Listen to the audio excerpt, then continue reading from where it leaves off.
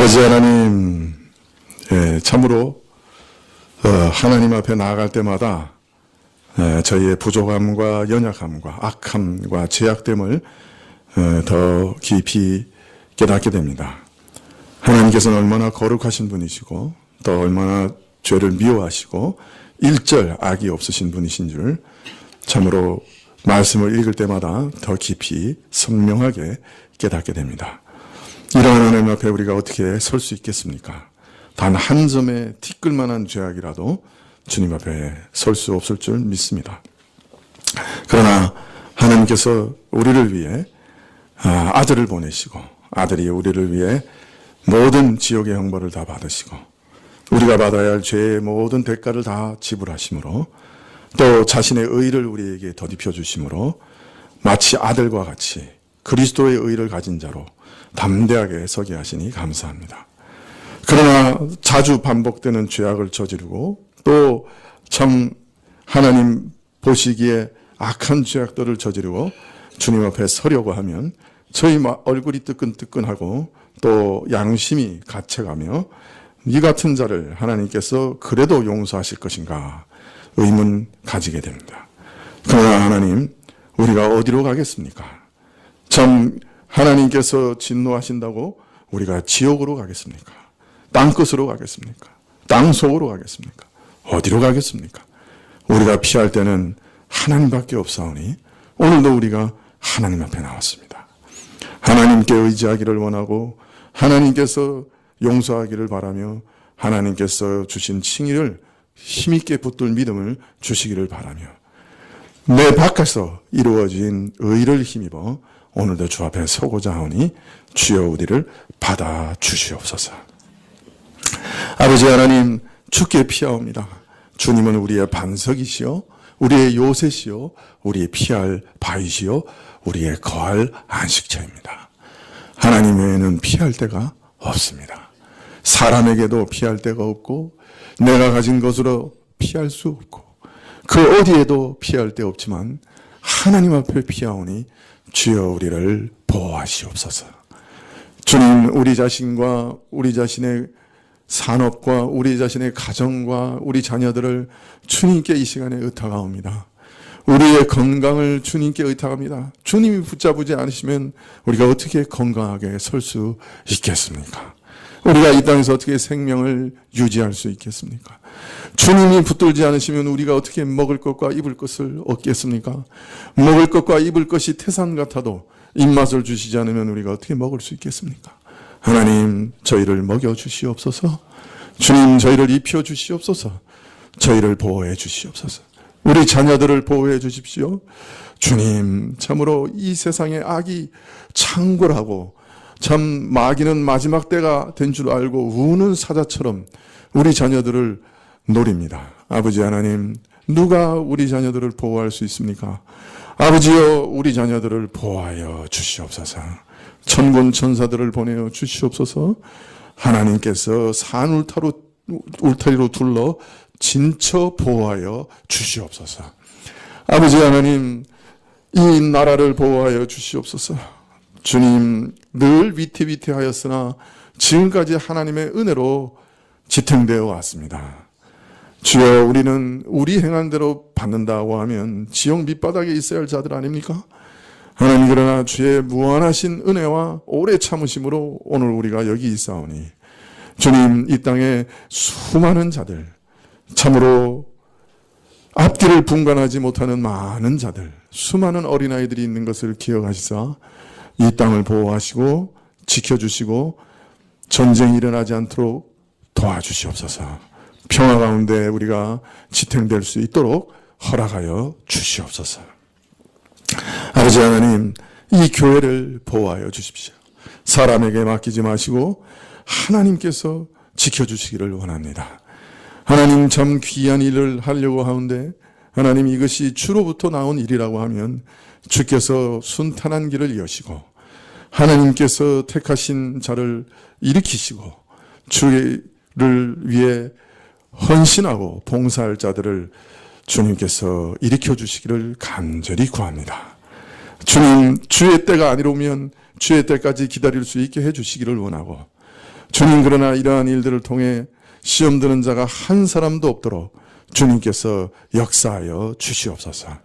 최고로 귀한 것일수록 마귀는 그것을 틈타 공격하는 것을 우리가 너무나 잘 아오니 하나님께서 보호하시고 교회를 주님께서 주의 장중에 붙으시기를 간절히 기도드립니다.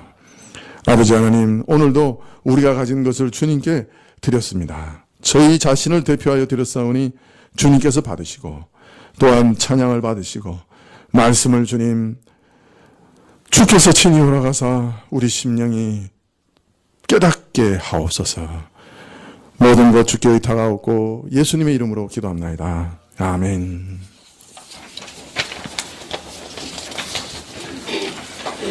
네, 말씀은 에베소서 3장 15절부터 19절까지 말씀입니다.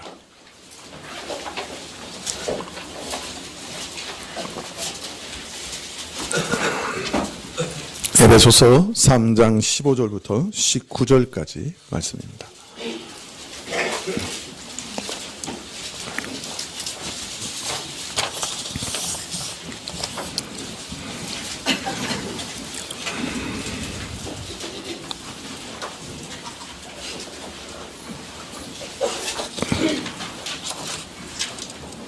네, 3장 14절부터 제가 봉독하겠습니다. 3장 14절부터입니다. 이러므로 내가 하늘과 땅에 있는 각 족속에게 이름을 주신 아버지 앞에 무릎을 꿇고 비노니 그 영광의 풍성을 따라 그의 성령으로 말미암아 너희 속사람을 능력으로 강건하게 하옵시며 믿음으로 말미암아 그리스도께서 너희 마음에 계시게 하옵시고 너희가 사랑 가운데서 뿌리가 박히고 터가 굳어져서 네 모든 성도와 함께 지식에 넘치는 그리스도의 사랑을 알아 그 넓이와 길이와 높이와 깊이가 어떠함을 깨달아 하나님의 모든 충만하신 것으로 너희에게 충만하게 하시기를 구하노라. 아멘.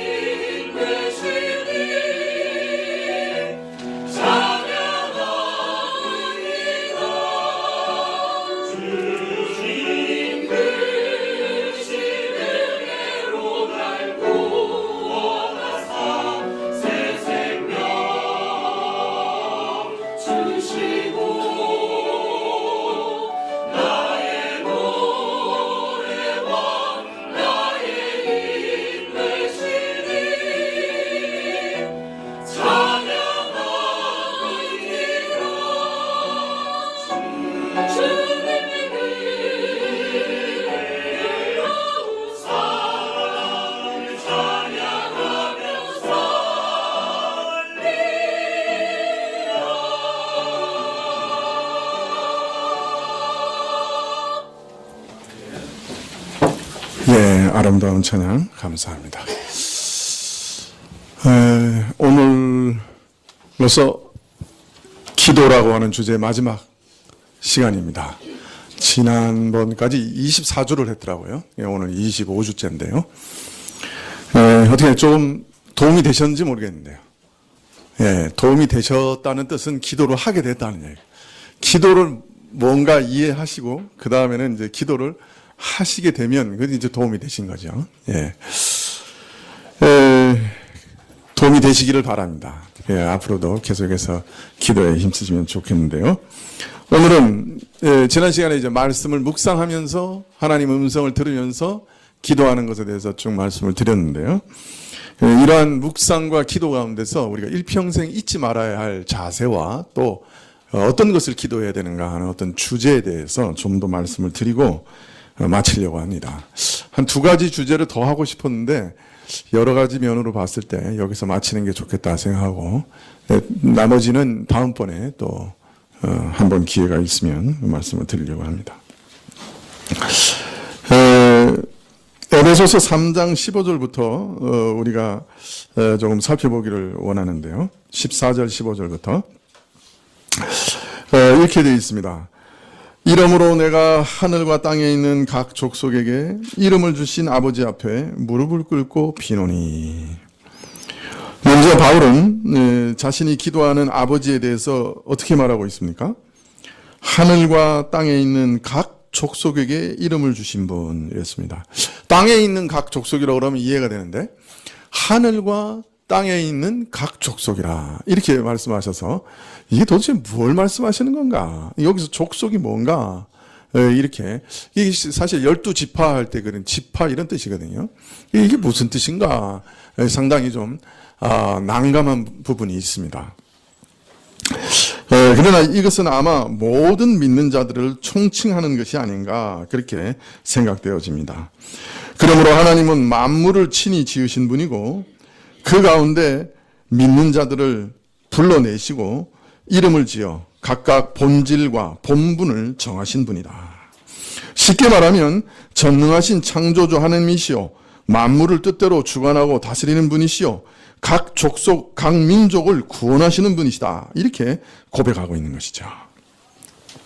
이처럼 그의 뜻대로 만물을 만드시고 그의 뜻대로 구원할 자들을 불러내시고 그의 뜻을 따라 오늘도 하늘과 땅에 믿는 자들의 총회를 만드시는 하나님 앞에 바울은 지금 무릎을 꿇고 기도하고 있습니다.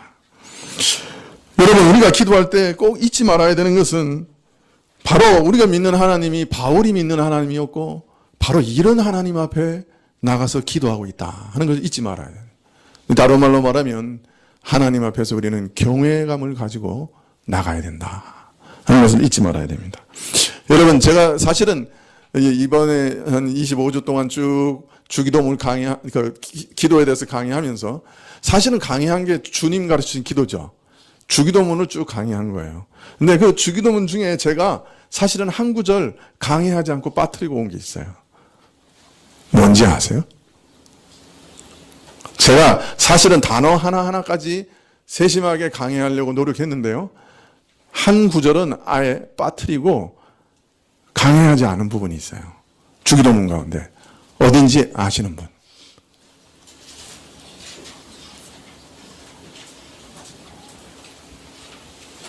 네? 어딘지 아세요? 예. 하늘에 계신이란 말입니다. 제일 처음에 나오는. 하늘에 계신 우리 아버지여 할 때 하늘에 계신이라는 말을 제가 강의하지 않았어요. 설명하지 않았어요.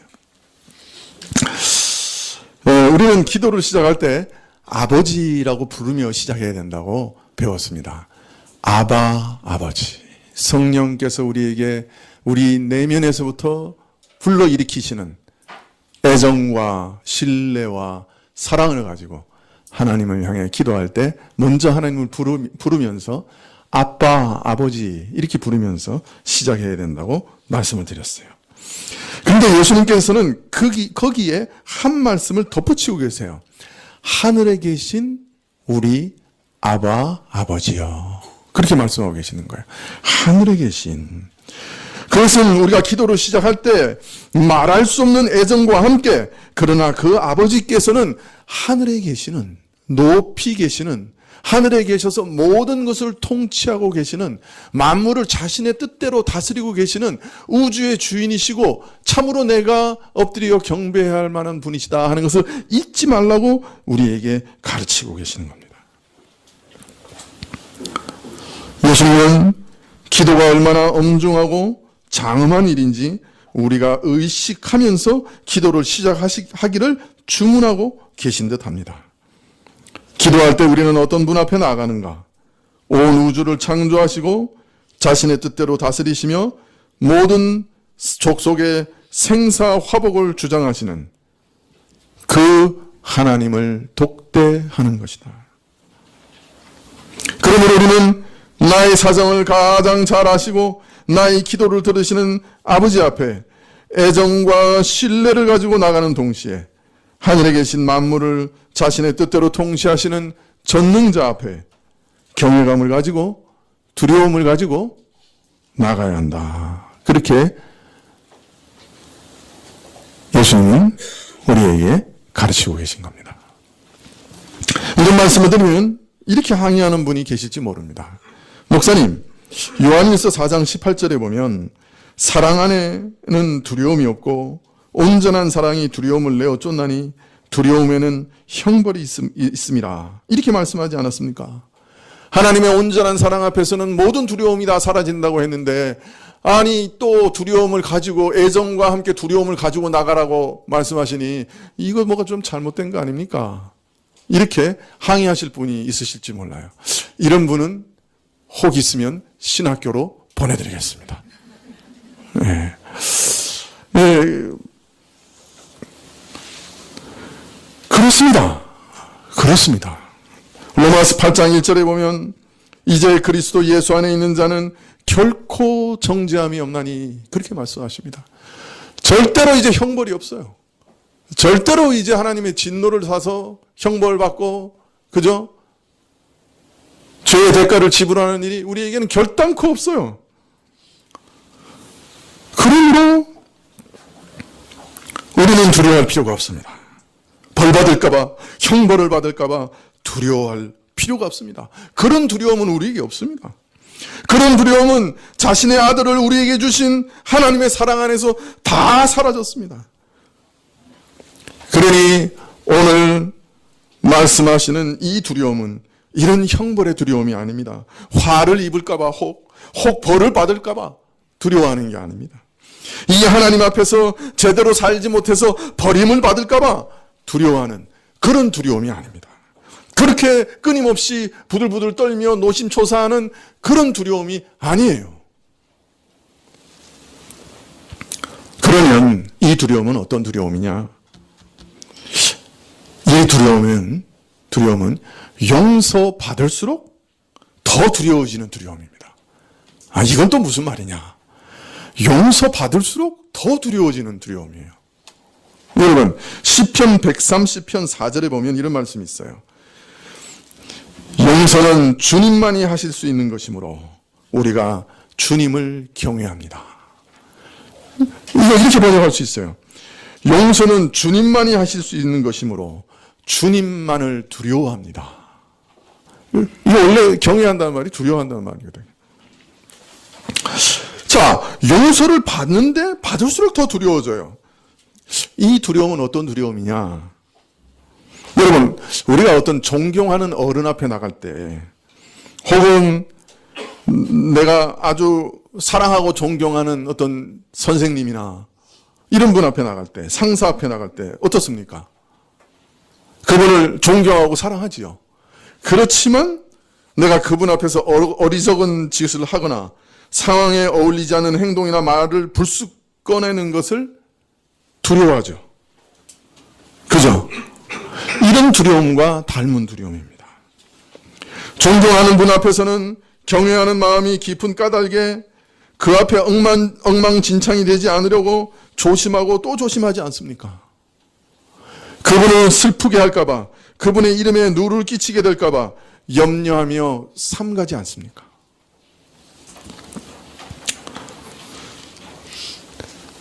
앞에 나갈 때 우리는 이런 두려움을 느끼게 되죠. 그분의 사랑을 알면 알수록, 그분의 용서를 경험하면 경험할수록 이분을 슬프시게 할까? 이분 앞에 혹시 내가 잘못된 말을 할까? 그죠? 이분의 영광에 해를 끼칠까? 두려워하죠. 더하여 이 두려움은 근본적으로 창조주와 피조물 사이에 있는 두려움입니다. 경외감입니다. 여러분, 대자연의 비경 앞에 선 인간이 그 광대함과 웅장함 앞에 말을 잃고 일종의 경외감을 갖는 것을 볼 수 있습니다. 여러분 어떻습니까? 아주 놀라운 그 경치를 보게 되고 광경을 보게 되면요, 그것이 마음에서 이렇게 탁 이렇게 뭔가 알지 못하는 이렇게 경외감이 올라와요. 우리는 상상할 수도 없는 위대한 창조주 앞에, 창조주와 피조물의 그 놀라운 격차 앞에, 그 영광 앞에 말할 수 없는 두려움과 경외심을 갖게 되는 것이죠. 그러므로 신자는 하나님의 은총을 받으면 받을수록, 그분이 누구신지를 알면 알수록 다 알 수 없는 사랑과 행복을 느끼는 반면, 또 한편으로는 그 거룩한 임재 가운데 머무는 특권에 가슴 떨리며 이 하나님의 영광을 훼손할까 노심초사하며 두려워하는 것이에요. 그러므로 조건 없는 사랑과 자비, 그리고 끝없는 용서를 체험하는 신자들은 역설적으로 사랑스럽고 행복한 두려움이 갈수록 짙어지게 되는 것입니다. 예수님께서 하늘에 계신 우리 아버지여 라고 부르며 기도를 시작을 하고 하시는 것은 바로 이런 애정 어린 경외감을 가지고 하나님께 나가라는 말씀입니다. 어떤 마음으로요? 애정 어린 경외감. 예, 이 말 찾는데 제가 시간 오래 걸렸습니다. 기억하십시오. 어떤 마음이라고요? 애정 어린 경외감. 이런 마음을 가지고 하나님 앞에 나가셔야 합니다.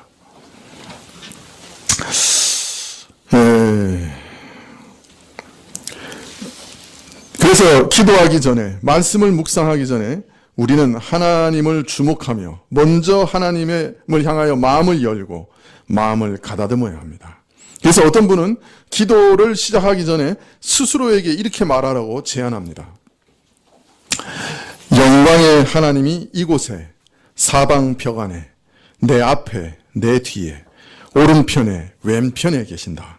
끝없이 광대하신 분이 여기 있는 내게 내려오셨고, 내가 있는 이곳은 이제 지성소가 되었다. 나는 그분의 영광 앞에 떤다. 그러나 이제 나는 주님 발 앞에 엎드려 그분과 말씀을 나누려 한다. 내 음성은 단 한 음절도 빠짐없이 주님의 귀에 들어갈 것이다. 나는 서로 죽고 못 사는 친구에게 이야기하듯 내 마음을 다 쏟아 놓을 것이다. 스스로에게 이렇게 말하라는 것이에요. 하나님이 내게 임재하셨고, 이 자리는 바로 하나님의 영광을 만나는 지성소다. 하나님께서는 내 말의 한마디 한마디를 듣지 않으시는 것이 없다. 그렇게 마음에 먼저 말하고 선포하고 기도를 시작을 하는 거예요. 멋있죠?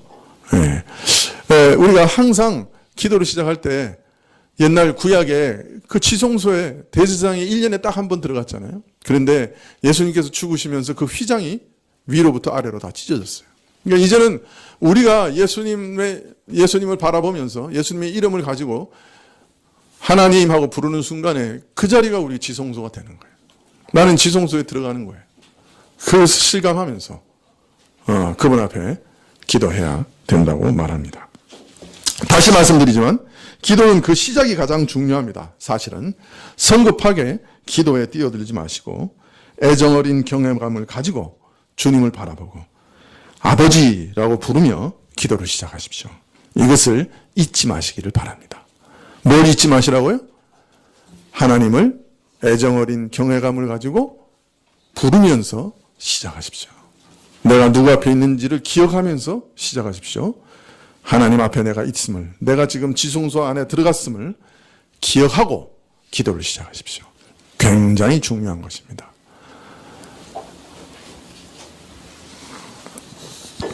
자, 이제 바울의 기도를 따라가 봅시다.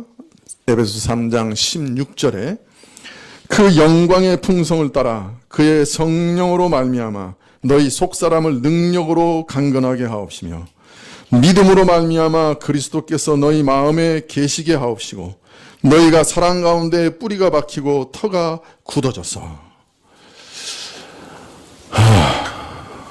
언젠가는 제가 에베소서를 좀 강의하고 싶은데요. 아주 간절하게 소망을 가지고 있습니다. 여러분께서 이 에베소를 감당하시기를 바라고 있는데요. 일단은 에베소서는 읽으면 어렵습니다. 지금도 한국말을 읽었는데 무슨 말인지 잘 모르겠어요. 더욱이 어려운 것은 한국말인데 어디서 끊어야 될지를 모르겠어요. 에베소서가 그래요. 헬라어는 어떠냐? 더 힘들어요. 끊임없이 연결돼서 끊을 수가 없어요. 끊지 못하게 되어 있어요. 그런데 그 사상은 태초 이전부터 시작한 모든 하나님의 비밀이 다 담겨 있기 때문에 이게 참 쉽지 않아요. 오늘 바울이 지금 기도하고 있는데 이 기도 하나를 이해하는 것도 쉽지 않아요. 단어 하나를 이해하는 것도 어렵고 어디서 끊어야 할지를 모르겠어요. 사실은. 하여튼 저는 여기서 끊었는데 바울은 지금 하나님의 능력을 구하고 있어요. 여기서 주제가 하나님의 능력이에요. 능력을 달라는 거예요. 그게 무슨 능력을 달라고 하는 거냐?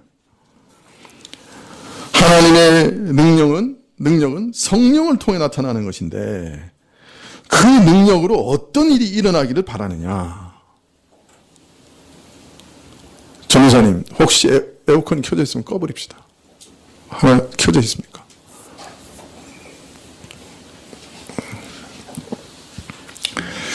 자, 어떤 능력이 나타나기를 바라느냐? 속사람이 강건해지는 능력이 나타나기를 바랍니다. 우리 마음이, 우리 영혼이 강건하게 되기를 바라는 거예요. 이어서 성령께서 역사하사 우리 심령을 강건케 하시는 그 일의 구체적인 모습을 말씀하시기를 그리스도께서 믿음으로 말미암아 우리 심령 속에 거하는 것이다. 이렇게 말씀합니다. 자, 성령께서 우리 속사람을 능력으로 힘있게 하시는 일은, 강건케 하시는 일은 항상 그리스도로 하여금 우리 심령 속에 거하게 하시는 일로, 그런 모습으로 나타난다는 거예요. 왜 능력을 구해야 되느냐? 왜 성령의 능력을 구해야 되느냐? 예수님이 우리 마음에 거하시는 것을 목적으로, 그걸 이루기 위해서 능력을 구해야 된다. 그렇게 말씀하시는 거예요. 사실 이렇게 읽으면 아주 이상한 말씀이에요. 이상한 말씀이에요. 로마서 8장 9절에 누구든지 그리스도의 영이 없으면 그리스도의 사람이 아니라 그랬어요. 성령님이 그 심령에 없는 사람, 마음에 없는 사람, 중심에 없는 사람, 예수님께서 그 삶 가운데 머물러 있지 않는 사람, 그는 신자가 아니라고 강조하고 있어요. 근데 오늘 바울은 또 기도하기를 예수님이 내 마음에 머무시기를 하고 기도하고 있는 거예요. 예수님이 머물지 않으면 그 사람이 신자가 아니에요. 그런데 또 머물기를 하고 기도하고 있는 거예요. 이상한 기도예요, 사실은. 우리가 예수님을 믿는 순간 성령이 우리에게 오십니다.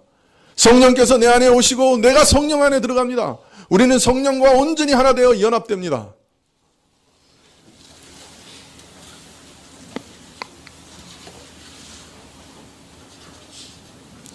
그리스도와 연합됩니다. 그리스도가 내 가운데 계시고 내가 그리스도 안에 있습니다. 성령을 통해. 자, 그런데 성령님의 능력으로 그리스도께서 우리 마음에 계시기를 왜 간구해야 합니까?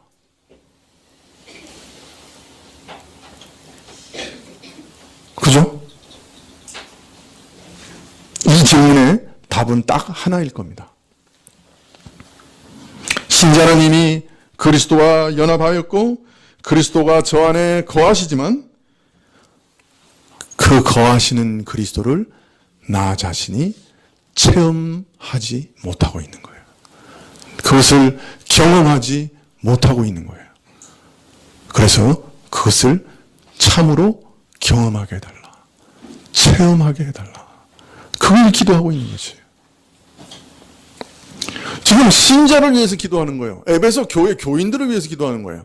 그래서 아직 믿지 않는 사람에게 그리스도가 그 안에 거하게 해주십시오. 그렇게 기도하고 있는 게 아니에요. 믿는 사람인데 그리스도가 거하게 해주십시오. 그건 무슨 뜻이란 말이에요.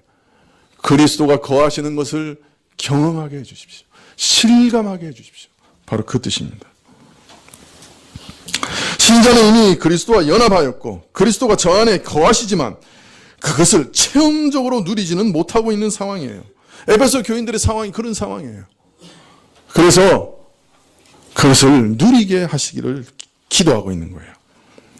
그 일은 어떻게 일어날 수 있느냐? 그리스도를 끊임없이 신뢰함으로, 믿음의 방식으로 그것이 이루어진다는 거예요. 그의 부활의 능력과 권능을 끊임없이 신뢰함으로, 그를 의지함으로, 그를 붙들므로 이런 일이 일어난다는 거예요. 그리스도가 내 안에 거하심을 경험하게 된다는 거예요. D.A. 카슨이라고 하는 유명한 신학자가 이것을 이렇게 비유로 말했습니다. 어느 젊은 부부가 손볼 데가 많은 집을 샀다고 하자. 안방에 칙칙한 무채색의 벽지는 여기저기 얼룩져 있고 지하실에는 쓰레기가 잔뜩 쌓여 있고 주방은 요리하기 몹시 불편하고 지붕은 여러 군데 물이 새고 화장실은 좁고 어두운데 보일러는 낡고 녹슬었다. 그러나 젊은 부부는 내 집을 장만하였기 때문에 감사하기만 했다. 몇 년이 지난 후 얼룩져 있던 벽지는 고급 파스텔풍의 벽지로 바뀌었다. 부엌은 리모델링 했는데 대부분의 작업은 부부가 직접 했다. 지붕은 더 이상 새지 않고 보일러는 최신 기기로 바뀌었으며 지하실 쓰레기는 치워지고 그 자리에 서재와 작업실이 꾸며졌다. 마당도 손질되고 돌들도 눈부신 정원을 만들었다. 집을 구입한 지 25년이 지난 어느 날 남편이 아내에게 말한다. 이 집은 우리 취향에 맞춰 고쳐진 것이라 마음이 참 편하오. 마음이 참 편하오. 이처럼 그리스도께서 그의 영으로 우리 마음의 집에 입주하실 때 우리 안에도 쓰레기 더미, 얼룩진 벽지, 새는 지붕과 같은 갖가지 영적, 도덕적 문제들이 많이 있다는 겁니다. 그런데 주님은 우리 마음을 자신에게 맞는 곳, 자신이 편안히 거할 집으로 고치시기 시작한다는 겁니다. 치울 것도 고칠 것도 넓혀야 할 것도 많지만 주님은 그 목표를 반드시 이루어내시는 분이십니다.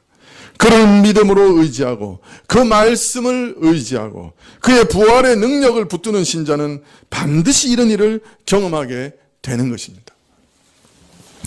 우리가 기도할 때 일평생 잊지 말고 기도해야 할 제목이 바로 이것입니다. 예수님께서 우리 마음에 계신 것을 끊임없이 실감해야 합니다.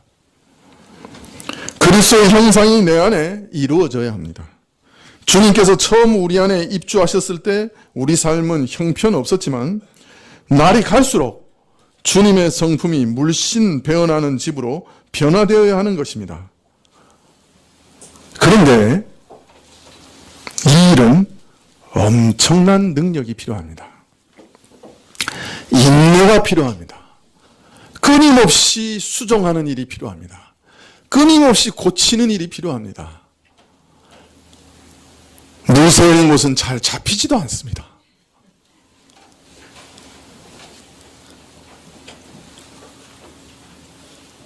그래서 그의 영광의 풍성한 능력이 필요합니다. 성령의 충만한 능력이 필요합니다. 그래서 우리는 일평생 능력을 구해야 합니다. 우리 마음에 부활하신 그리스도가 거하시기에 합당한 집으로 우리 마음이 변해가도록 기도해야 합니다. 우리가 성령의 능력을, 성령 충만을 구할 때 목적이 바로 이것입니다. 여러분, 내가 그리스도께서 편히 거하실 마음으로 내 마음이 변화되도록 능력을 구하십시오. 일평생 구하시기 바랍니다. 이어서 에베소서 3장 17절 하반절부터 보시면, 너희가 사랑 가운데서 뿌리가 박히고 터가 굳어져서 네 모든 성도와 함께 지식에 넘치는 그리스도의 사랑을 알아 그 넓이와 길이와 높이와 깊이가 어떠함을 깨달아 하나님의 모든 충만하신 것으로 너희에게 충만하게 하시기를 구하노라. 아멘. 너희가 사랑 가운데 뿌리가 박히고 터가 굳어져서, 여러분, 우리는 이미 하나님의 사랑 가운데 뿌리가 박히고 터가 굳어진 사람입니다. 하나님의 사랑 가운데 심기운 사람이에요. 하나님이 먼저 우리를 찾아오셨어요. 하나님이 먼저 우리에게 구원을 시작하셨어요. 하나님이 먼저 우리를 복음으로 부르셨어요. 하나님이 먼저 자신의 사랑을 우리에게 알려주셨어요. 기도는 그 역시 하나님이 먼저 시작하시는 겁니다. 기도할 소망을 우리에게 주시는 거예요. 감동을 주시는 거예요. 기도할 욕구를 주시는 거예요. 기도는 하나님이 먼저 시작하시는 거예요. 하나님이 우리를 찾아오셨기 때문에 우리가 하나님께 다가가는 겁니다. 하나님께서 그리스도의 은혜를 먼저 주사 우리를 새롭게 하셨고 그 사랑에 뿌리가 박히고 기초하여 서게 하셨습니다. 이처럼 우리가 하나님께 얼굴을 돌리며 하나님을 아바 아버지라고 부를 자격을 허락하신 분이 하나님이십니다. 그러므로 기도에 있어서 가장 중요한 것은 나를 부르신 하나님이 누구신지를 아는 일입니다. 그분에게 관심을 가지는 거예요. 그런데 우리는 대부분 기도할 때 뭐에 관심이 있습니까? 문제 해결에 관심이 있습니다. 우리는 문제가 생기지 않으면 기도하지 않습니다.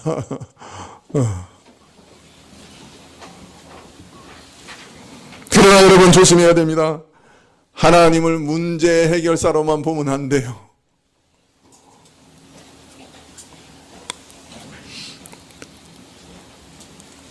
물론 삶에 문제가 생겼을 때 하나님을 찾는 건 당연하지요.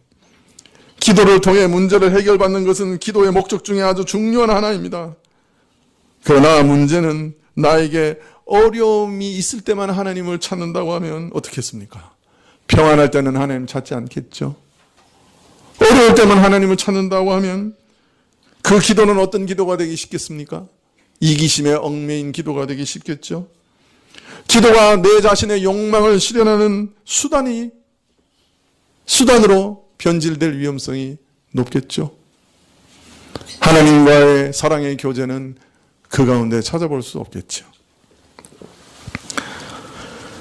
건강한 기도는 처음에는 나의 필요로부터 출발할지라도 시간이 흐르면 점점 하나님에 대한 관심과 갈망으로 발전하게 되어 있습니다. 하나님을 발견하고 그분과 교제하고 그분을 즐거워하는 것으로 나아가게 되어 있는 것이에요. 그러므로 기도가 발전하고 깊어지려면 기도를 들으시는 하나님을 잘 알아야 합니다. 형제자매가 서로 만나 교제를 나눌 때 서로에 대하여 알아가는 일에 진전이 있어야 결혼까지 갈 수 있습니다. 자신이 살아온 환경과 정서, 비전이 공유되면서 서로에 대한 이해가 깊어질 때 서로를 서로에게 맡길 수 있는 거예요. 하나님과의 관계도 마찬가지입니다. 사람들이 기도를 어렵게 여기고 기도 가운데 발전이 없는 것은 기도의 대상인 하나님께 집중하지 않고 문제만 바라보고 있기 때문입니다. 풍성한 기도로 나아가기 위해서는 하나님을 날마다 새롭게 만나야 합니다. 하나님의 음성을 성경을 통해 들어야 합니다. 하나님이 누구신지를 알아가야 합니다. 하나님이 누구신지를 알면, 하나님을 만나면 내가 구하는 문제는 아주 작아지거나 사라져버립니다. 하나님을 만나면 문제를 보는 시각이 달라집니다. 그토록 나를 괴롭히고 죽을 것 같은 문제가 너무 가벼운 것으로 보일 때도 있습니다. 문제를 바라보는 시각이 달라져요. 문제를 해석하는 새로운 관점이 일어납니다. 아, 이거 나를 죽이려고 망하려고 하는 것인 줄 알았더니 이것도 축복이네. 깨닫게 되는 거예요. 이 문제 안에 있는 하나님의 오묘한 계획과 섭리를 발견하게 됩니다. 하나님은 이런 지혜 가운데 이런 일을 허락하신 거구나. 문제가 사라져버려요. 문제가 돼서 문제가 아니에요.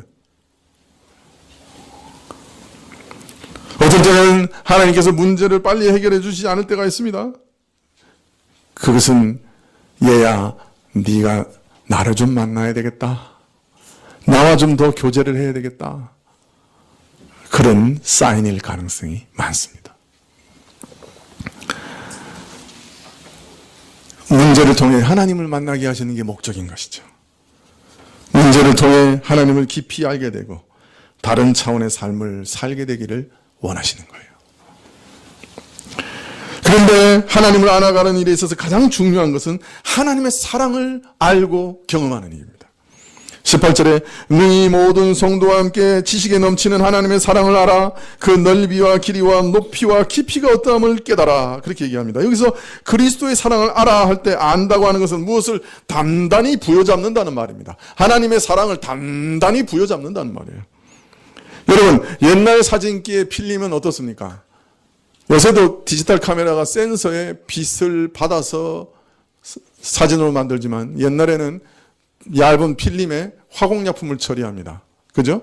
그리고 나서 빛이 딱 비치면 어떻게 됩니까? 그 상이 화공약품에 선명한, 그죠? 자국을 딱 남기죠. 자, 필름이 좋냐 안 좋냐는 뭐에 달려 있습니까? 그 필름의 감도에 달려 있습니다.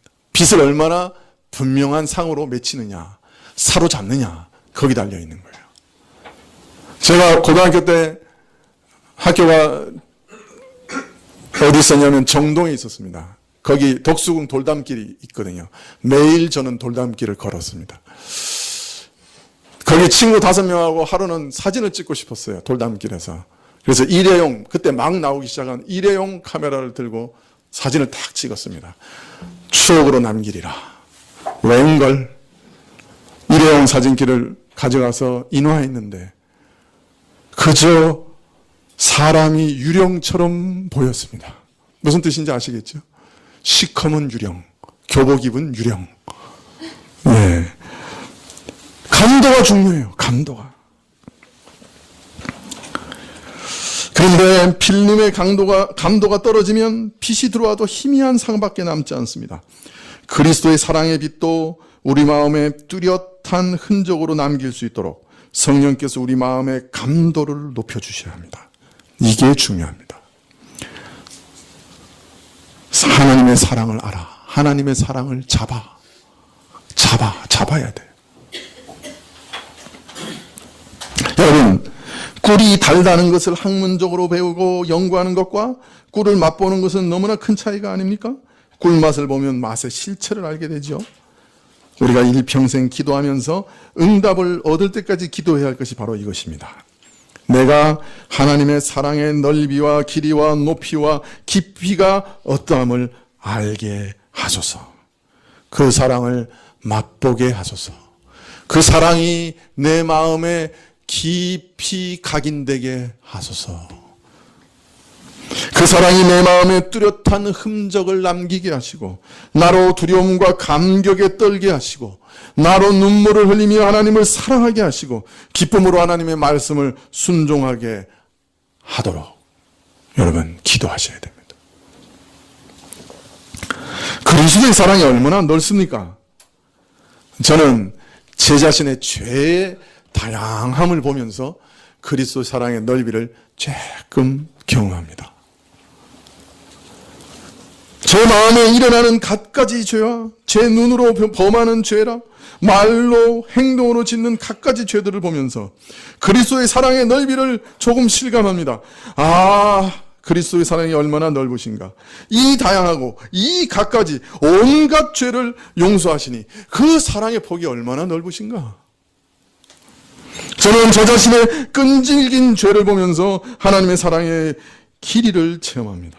얼마나 오랫동안 인내해 주시는지요. 그리스도를 전심으로 따르겠다고 맹세한 지 벌써 40년이 다 돼가는데 매일 똑같은 죄를 다람쥐 쳇바퀴 돌리시 짓는 나를 지금도 인내하시고 나를 위해 중보하시고 용서하시는 그 사랑이 얼마나 깁니까?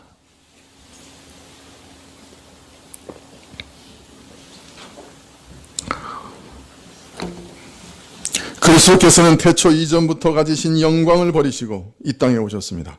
하늘나라의 영원한 영광을 버리고 이 땅에 오셨습니다. 저는 거기서 그 사랑의 높이를 봅니다. 저는 그리스도의 십자가의 고난을 통해 그 사랑의 깊이를 봅니다. 그리스도께서 십자가에서 하나님 하나님 어찌하여 나를 버리셨나이까 부르짖을 때 내가 지옥에 내려가 받아야 할 모든 고난과 지옥의 형벌을 다 받으실 때 저는 얼마나 낮아지신 겁니까? 지옥까지 낮아지신 것이 아닙니까? 그의 사랑의 깊이가 얼마나 깊습니까? 이 사랑의 넓이와 길이와 높이와 깊이를 알아가도록 하시되 내 마음의 감도를 높여 두려시 그 사랑이 새겨지도록 저는 일평생 구하고 주님을 내 눈으로 볼 때까지 구할 겁니다. 셋째, 잊지 말아야 할 기도는 사무엘하 7장 27절의 기도입니다. 시간이 없어서 제가 읽겠습니다. 만군의 여호와 이스라엘의 하나님이여 주의 종에게 알게 하여 이르시기를 내가 너를 위하여 집을 세우리라 하신 고로 주의 종이 이 기도로 구할 마음이 생겼나이다. 다윗은 하나님을 위해 성전을 짓고자 했습니다. 그러나 하나님께서는 역으로 야 네가 나를 위해 집을 짓겠다고? 아니야, 내가 너를 위해 집을 지을 것이다. 이렇게 약속을 하십니다. 여기서 하나님께서 다윗을 위해 짓는 집은 다윗 왕가를 짓겠다고 그러십니다. 왕조를 영원토록, 그 말은 그리스도의 영원한 왕권까지 약속하신 것입니다. 지극히 큰 약속이죠. 이 약속을 들은 다윗의 반응을 우리는 꼭 기억해야 합니다. 하나님께서 내가 내 집을 세우리라 약속하시자 다윗은 바로 그 약속을 붙들고 기도합니다. 우리 같으면 어떻게 하겠어요? 좋네요 하나님. 이루시죠. 오케이. 잘하세요 하나님. 맡겨놓죠. 제가 맡겨놓죠. 이렇게 할 거예요. 하나님 알아서 하시겠지. 약속하셨으니까 잘 하실 거야. 이럴 겁니다 우리는. 근데 다윗은 그렇게 안 했어요. 약속을 붙들고 주께서 약속하신 거로 기도로 구할 마음이 생겼나이다. 약속을 듣고 기도할 마음이 생겼다. 기도할 소망과 욕구, 힘이 생겼다고 고백하는 거예요. 그리고 이 약속을 지키사 영원히 복받게 하소서 이렇게 기도하기 시작합니다. 성경에 나타난 믿음의 조상들은 다 이렇게 했어요. 우리도 그래서 똑같이 해야 됩니다. 성경에서 하나님의 약속, 말씀을 들을 때 우리는 항상 기도로 반응해야 합니다. 너는 왕같은 제사장이라 말씀을 들으면 하나님 저도 이런 지위를 얻게 하시고 이러한 지위에 합당한 삶을 살게 해주십시오. 제사장으로 다른 사람들을 위해 기도하고 하나님의 복을 전하는 사람이 되게 해주십시오. 기도해야 돼요. 예수님을 영접하는 자는 모두 하나님의 아들이 되는 권세를 주시겠다. 그럼 바로 기도해야 돼요. 하나님 저도 아들의 권세를 주신 줄 믿습니다. 내 선행으로 아들 된 것 아니요 그리스도의 값없는 은혜로 되었는데 이 은혜를 더 깊이 알게 해주시고 아들의 권세가 뭘 의미하는지 가르쳐 주시고 그 권세를 올바로 사용할 수 있게 해주십시오. 기도하는 거예요. 그 약속을 받는 순간에, 그 말씀을 읽는 순간에 기도하는 거예요. 교리를 깊이 깨닫게 되었을 때도 기도해야 합니다. 값없이 의롭다 하시는 칭의를 알게 하시면 하나님 이 칭의를 이미 내게 주신 것을 감사드립니다. 이 칭의의 은혜를 더 온전하고 분명하게 알게 하시고 일평생 이 은혜를 놓치지 않게 해주십시오. 기도해야 돼요. 이게 올바른 반응이에요. 성화에 대해 배우면 하나님 그리스도 안에서 온전히 이미 저를 거룩하게 하신 것 감사드립니다. 이 은혜를 내가 믿고 또 날마다 더 거룩하게 되게 하옵소서. 그리스도를 닮아가게 하옵소서. 이렇게 말씀과 약속 모두에 대해 우리는 기도로 반응해야 합니다. 이것 잊지 마십시오. 성경을 읽고 깨닫는 것마다, 약속을 듣는 것마다 기도하시기 바랍니다. 마지막으로 한 가지를 더 말씀드리고 말씀을 마칩니다. 우리는 기도하고 응답받지 못한 일들, 사실은 거절도 응답인데 그러나 하여튼 응답받지 못한 것 같은 일을 종종 경험합니다. 생명을 살려달라고 기도하였지만 취하여 가시는 일도 경험하고, 절박한 상황에서 건져달라는 기도가 오히려 파국을 맞이하는 것도 봅니다. 이런 일을 당하면 다시 용기를 가지고 기도하는 게 쉽지 않습니다. 그런데 여러분, 예수님도 응답받지 못하신 기도가 있다는 것을 아십니까?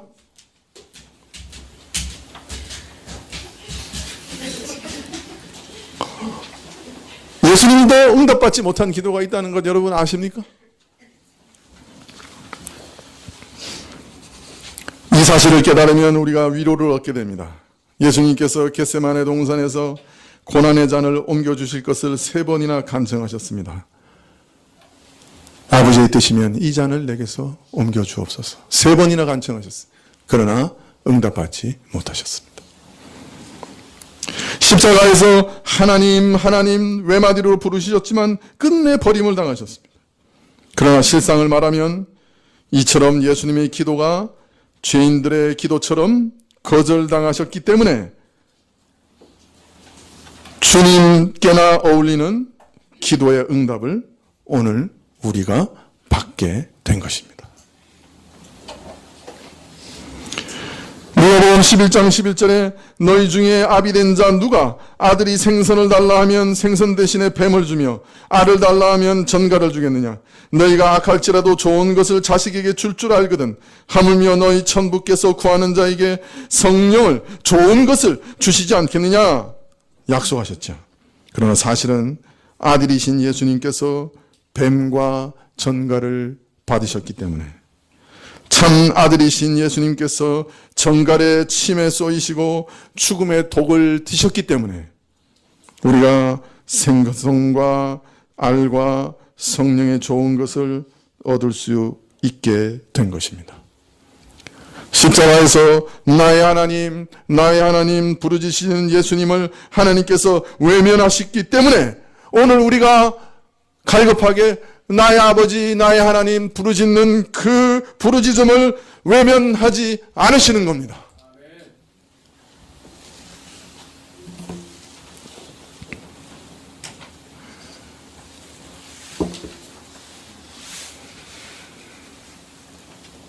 십자가에서 하늘은 노시되었고 한마디 말도 없었지만 우리는 그 공로에 힘입어 하늘이 열리고 하나님께서 응답하시는 것을 경험하게 되는 것입니다. 그러므로 우리가 어찌 낙망할 수 있겠습니까? 그러므로 우리는 어느 순간에도 담대하게 구체적으로 열심히 정직하게 그리고 부지런하게 우리 소원을 아뢰야 합니다. 그리고 예수님께서 우리 마음에 거하시도록 예수님이 거하시기 합당한 심령과 마음으로 우리 마음이 변화되도록 기도해야 합니다. 하나님이 누구신지를 알고 특히 그 하나님의 사랑이 어떤 사랑인지 알아가도록 날마다 기도해야 합니다.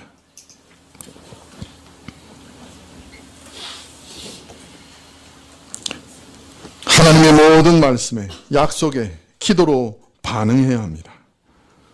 그리고 처음부터 끝까지 모든 것이 그분의 그리스도 한 분의 은혜이니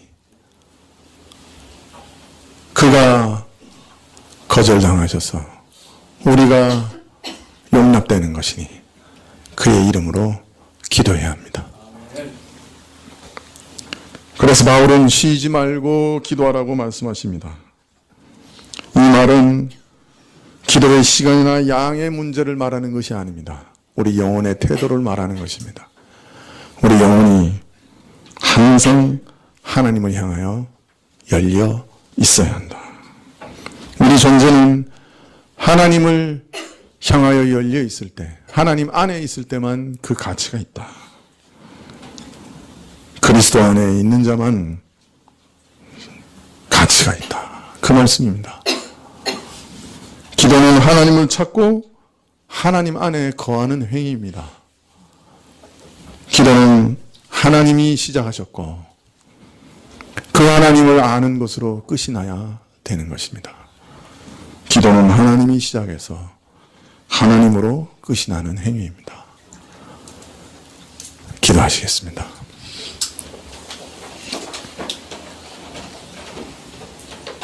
주께서 우리의 기도에 응답하시기 위해 우리의 그 울부짖음과 간절한 부르짖음을 듣기 위해 이 땅에 오셨고, 우리가 기도의 응답을 받을 수 있도록 십자가에서 죽으셨습니다.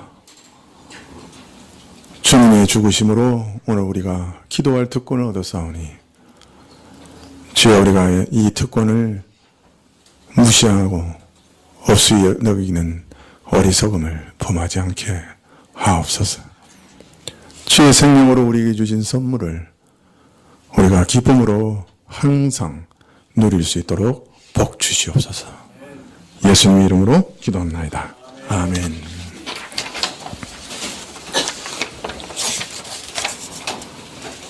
예, 139장 찬송하시겠습니다.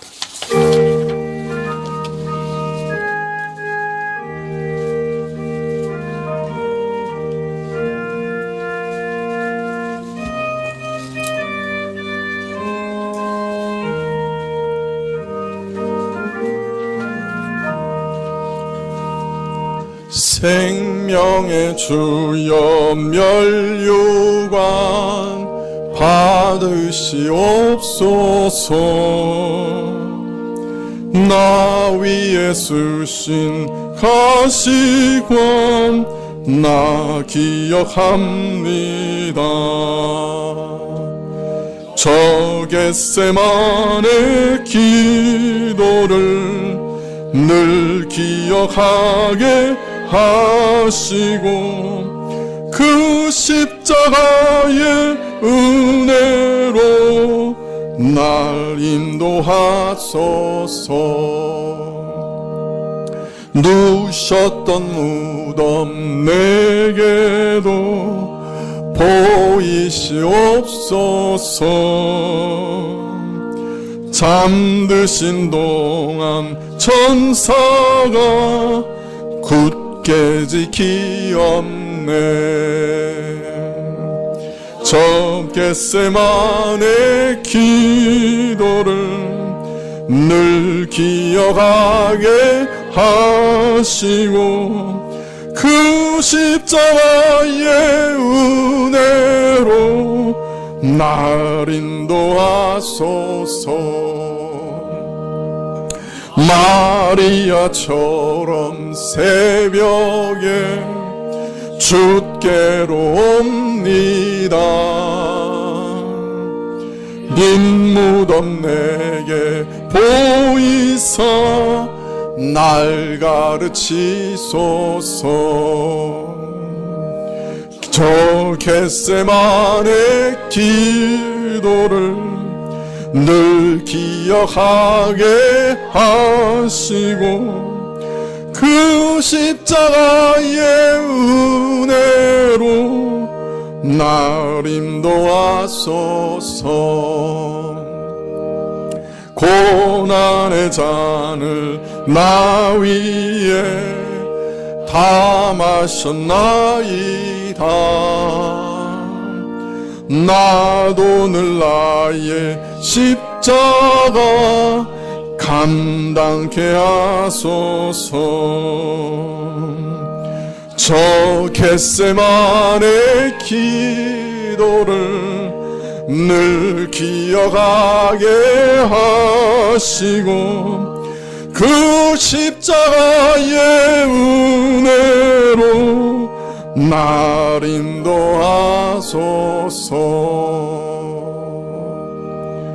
아멘.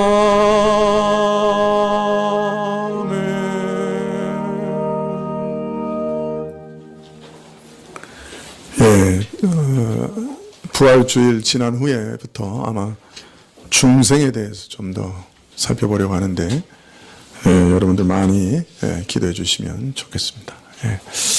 기도하시겠습니다. 지금은 우리 주 예수 그리스도의 은혜와 하나님 아버지의 그 크신 사랑과 이 은혜와 사랑을 깨닫게 하시고 누리게 하시는 성령님의 교통하시고 역사하심이 자신의 몸을 찢으시고 자신이 버림받으시며 우리로 기도할 길을 여신 주님을 바라보며 평생 이 기도를 사모하고 주 예수를 사랑하며 일평생 살아가기로 결심하고 머리 숙인 주의 백성들을 위해 지금부터 영원까지 함께 계실지어다.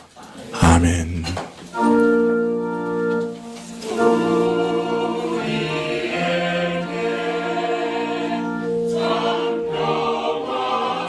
주시고